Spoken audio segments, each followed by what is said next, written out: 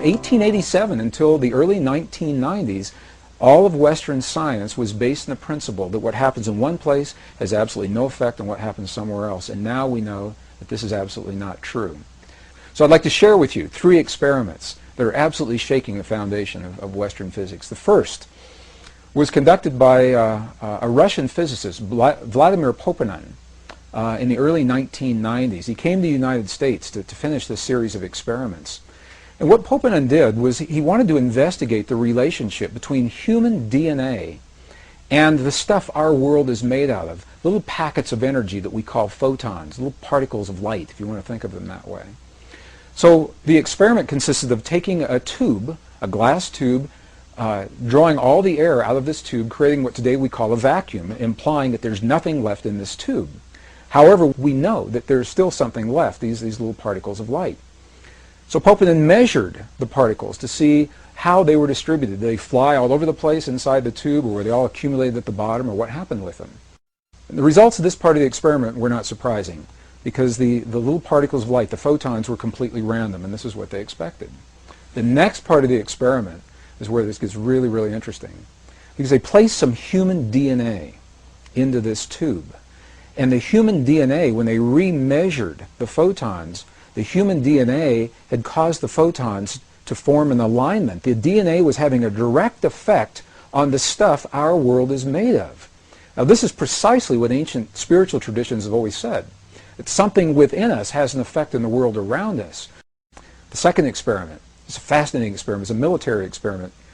And what they did, in essence, was they took some human DNA, some scrapings from the tissue of inside the mouth of a donor or a volunteer, and they placed this DNA in a device that could measure its effects in one room of a building, while the donor that the DNA came from is in another room in the same building.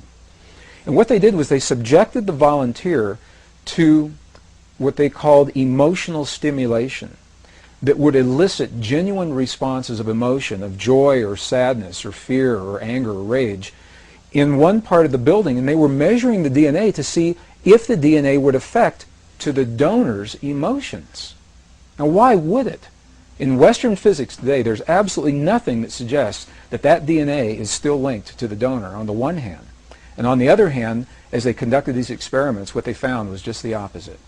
What they found was that when the donor was having his emotional peaks and valleys in one room, the DNA was having its emotional peaks and valleys in another room at exactly the same time. So the third experiment was conducted again in the early 1990s by the Institute of Heart Math, a pioneering research organization based in Northern California that are exploring the human heart is much more than simply as a pump that moves blood through our bodies. And although our hearts do precisely that, it may be the least of what our hearts do. They're discovering that our hearts are the strongest magnetic field in our bodies, and the electromagnetic field that is produced by our hearts has an effect that extends well beyond our bodies. So they designed an experiment to test precisely this theory. This is no surprise. They took some human DNA and they isolated the DNA and asked individuals that were trained to feel what are called coherent human emotions, very clear emotions of love, appreciation, compassion, or anger, rage, and hate, to have those feelings on demand. And as the people who were trained to have the feelings did so, they measured the way the DNA responded.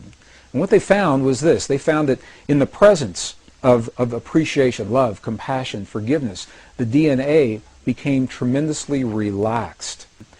And just the opposite is true as well.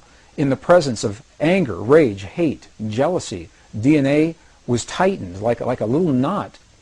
Well, each of these 3 experiments was interesting unto itself.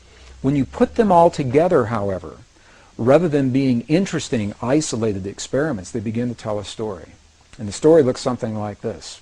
The first experiment, Vladimir Poponin's experiment, said that the DNA in our bodies has a direct effect on our world, on the physical stuff our world is made of on the energetic level. The last experiment shows that human emotion has the ability to change the DNA that's having an effect on the world around us. And the middle experiment, the one that was conducted by the United States Army, shows that whether we're in the same building or 400 miles apart, the effect is the same. We're not bound by space and time. And as a matter of fact, the results of the experiments are saying precisely this, that you and I have a power within our bodies that is not bound by the laws of physics the way we understand them today. Ancient traditions not only recognized this relationship, they invite us one step further, and they left precise instructions in terms of how we apply this in our lives. In the late 1980s, I was an engineer working in the defense and aerospace corporations. I began exploring these concepts as an engineer, looking in the world around me to understand the history of those who have come before us. And it is that thinking that led me into the journeys of some of the most amazing places in the world, from the temples in Egypt, the Andes Mountains in Bolivia and Peru, into India and Nepal, the highlands of central China and Tibet, all through the American desert Southwest, searching for information and clues that would help us to understand how we relate to the world and how we can use this power of feeling, this power that speaks the language, the world around us. And this is precisely what the abbot in Tibet was describing to us. He was describing a mode of prayer that's based in feeling. And he said we must feel the feeling as if the prayer has already been answered. And in that feeling, we are speaking to the forces of creation, allowing the world to respond to us, allowing this field, the quantum hologram, the mind of God, to respond to us with what it is that we are feeling within our hearts. So, rather than praying and feeling powerless in a given situation, dear God, please let there be peace in the world, this mode of prayer invites us to feel as if we are participating in that peace. Just 1972, 24 United States cities were used to conduct an experiment where people were trained to feel the feeling of peace in a very specific manner, and they were strategically placed in these cities. Each city had populations over 10,000 people. And these were documented in some of the very well-known TM studies that were done back in the early 70s. And what happened was, during the time that the people were feeling the feelings of peace, in the community around them, beyond the buildings where they were having their experience, the communities experienced statistically measurable reductions in crime. Violent crimes against people, traffic accidents declined. In some cities like Chicago, where the stock exchanges, the stock market soared while peace was in place. And when they stopped their prayers, all those statistics reversed. And they did this time and time again. And it is so precise that we now know, the statisticians were able to determine precisely the number of people that are required to kickstart, to jumpstart this kind of an effect. So I'll share the formula, and then I'll describe what that formula means. The effect is first noticed when a certain number of people are participating. And that number, the minimum number, is the square root of 1% of a given population. So what does that mean? If you have a city of 1 million people, for example, you take 1% of 1 million on your little calculator, and then you take the square root of whatever that 1% was, and that number tells you how many people are necessary, the threshold number, to begin the effect. Obviously, the more people that participate, the greater the effect. For a city of 1 million people, that number is only about 100. In a world of 6 billion people, the square root of 1% of the given population is only about 8,000 people.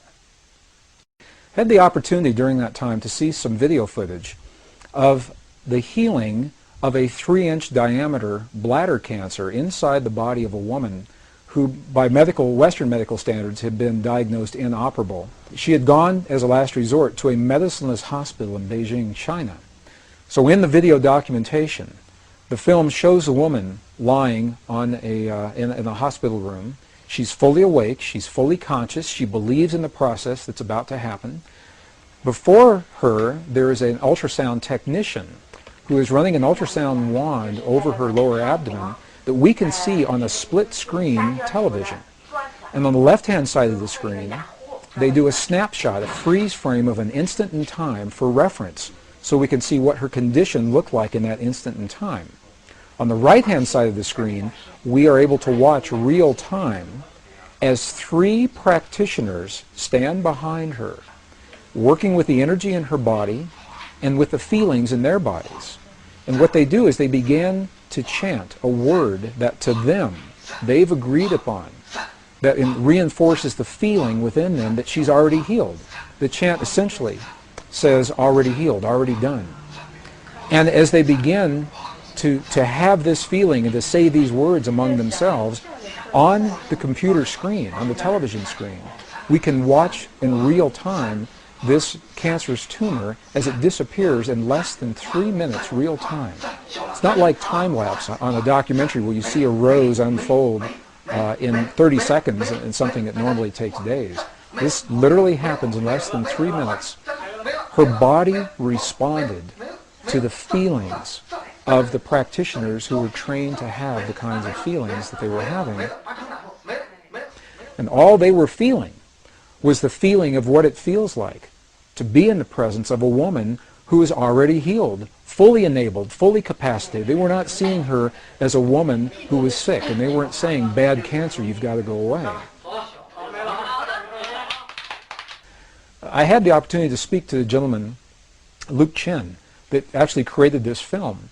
And I asked him a question. I said, what if those 3 practitioners weren't there? I said, could this woman have done this? Could any of us do this on our own? And he smiled at me when I asked him the question. He said, Greg, in all probability, she probably could have done it alone. However, there's something about us humans in that we seem to feel more empowered and stronger when we're supported by others in the things that we believe in and in the things that we choose to accomplish. Even more recently, the research that's been done by the scientist Masaru Emoto regarding the relationship between human emotion, human feeling, and water drops is showing this relationship even more poignantly. What has happened is that these scientists, this particular research project, has discovered that droplets of water that make up over 70% of our world anyway and 70% of our bodies, that these droplets of water respond to human emotion, whether it is felt in the body or as it is actually written on labels that are placed onto vials of water, and the emotion of the researcher as the labels are being written and placed onto those vials. The vials are then frozen for a specific period of time, removed from the freezing process, and as they begin to thaw, they crystallize. And the crystals are the telltale sign of what is happening with the emotion.